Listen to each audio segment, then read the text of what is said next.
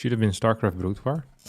If you unironically think that StarCraft Brood War is better than StarCraft 2, your opinion is objectively wrong. Whenever I'm ahead, I always get the thing. What you call it? The spire. It feels good to get it.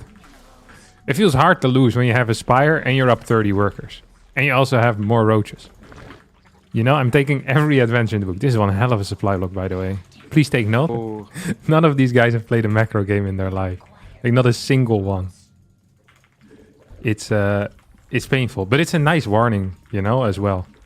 And they all usually have a specialty, too.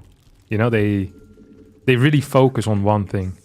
And then they unify that knowledge and they do nothing with it. It's like the Hazu clan is like a library of cheese, of different cheeses just added together. I mean, that sounds great. It's very useful.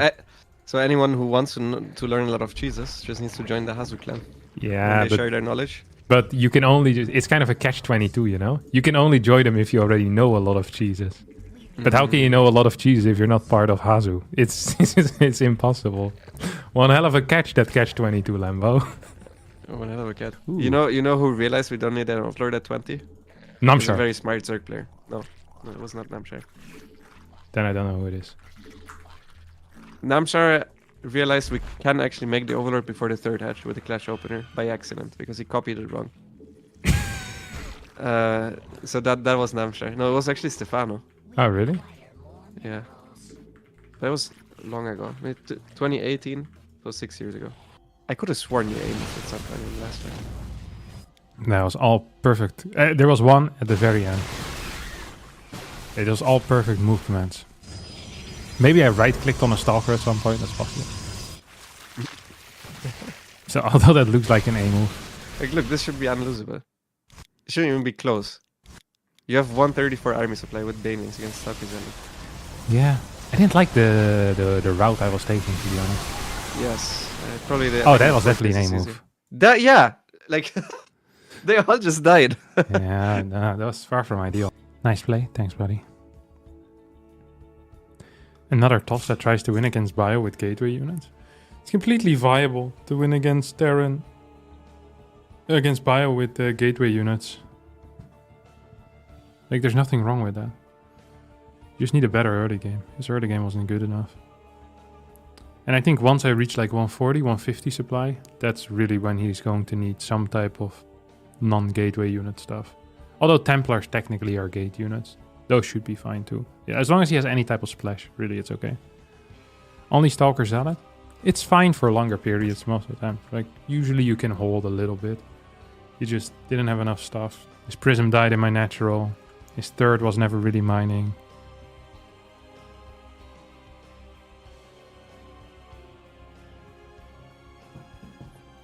Like, he probably should have had at least a Colossus there in the end. Let's face it. But, yeah.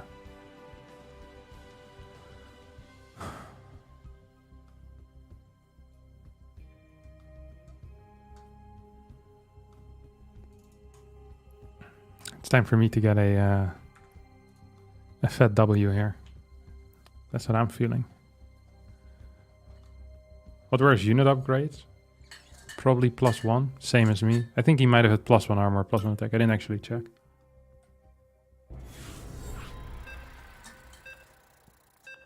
I guess he chose to get Blink instead of getting Colossi. Usually you can do both. Because you get Blink into Robo at some point.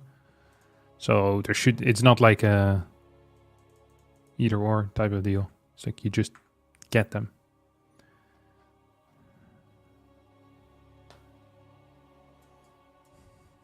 You winning Hearthstone? I won the last game. Lost the game before that. Won the 3 games before. We're leaning towards winning today, that's for sure. Wait, what race was this, dude? Not enough minerals. Not enough minerals. You don't need to have thermal lens against Terran. If it's just Marines and no tanks, usually. Isn't it unfair to play early in the day? I hear tourists steal bikes and drop them in the river after use. Why would they drop them in the river? I feel like this is not very common. Yeah, I think it might happen, but I've gotten my bike stolen a single time in 30 years of biking in the Netherlands.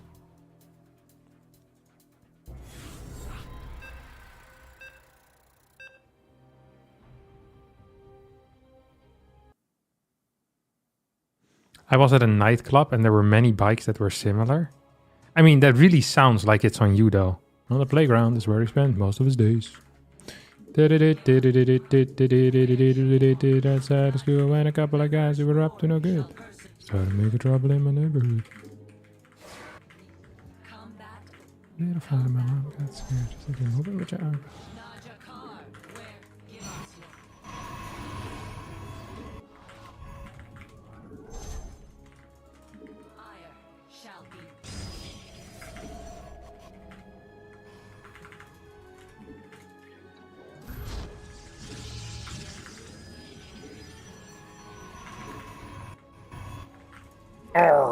Thank you, good sir. You can play without money, but you have to play largely the same decks without as much choice as others. Ah, that's lame.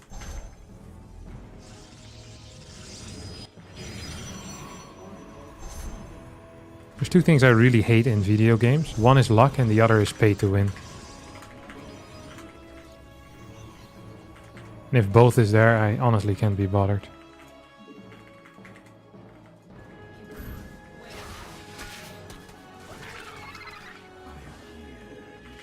World's worst walls.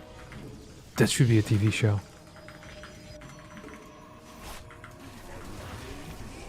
That's where I visit people who have created some of the worst walls in the world. Would you guys watch that?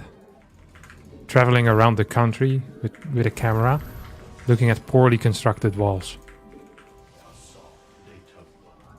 And then making references to obscure StarCraft games that no one understands.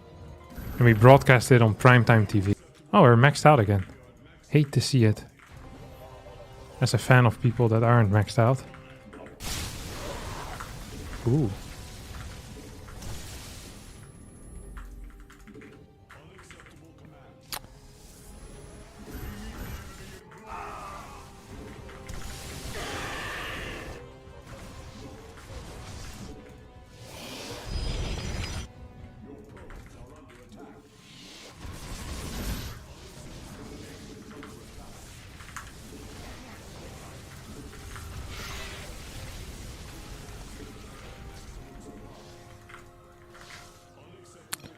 GG.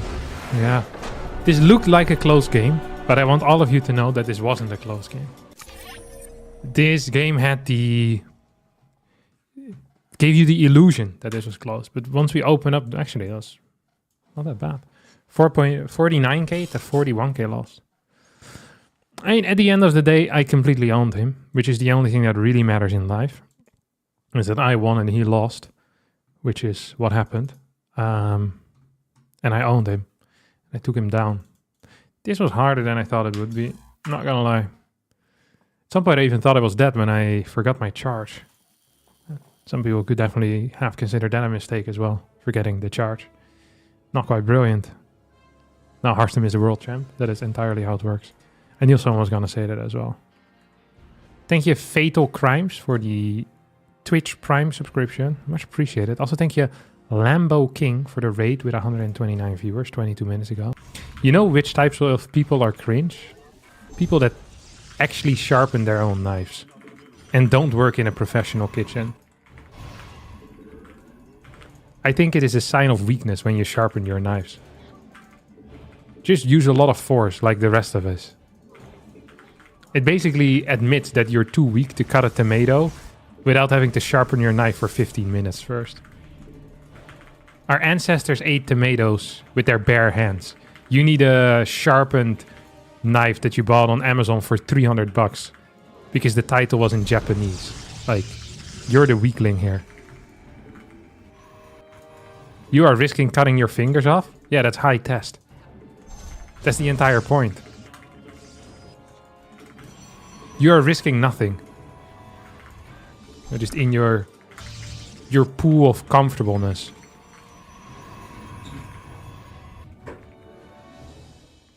Yeah. Ooh, okay. Yeah. Oh, what the hell? There's a marine here.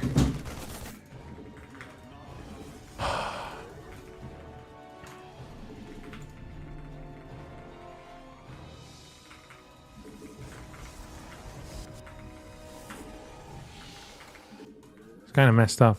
I wasn't paying attention. Nothing beats cooking with good knives. You're not supposed to cook the knives, you know that, right?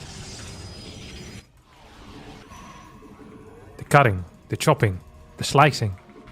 That's what you use the knives for. I also don't think I've ever met anyone that sharpens their knives in my entire life. Unless these people worked in a professional kitchen. In that case, it's fine. I understand it. But because there it's efficient. But if you sharpen your knives every day for 15 minutes before you're cutting your tomatoes and your onions for your one-person meal that you're gonna eat in front of the TV, I'm not feeling it.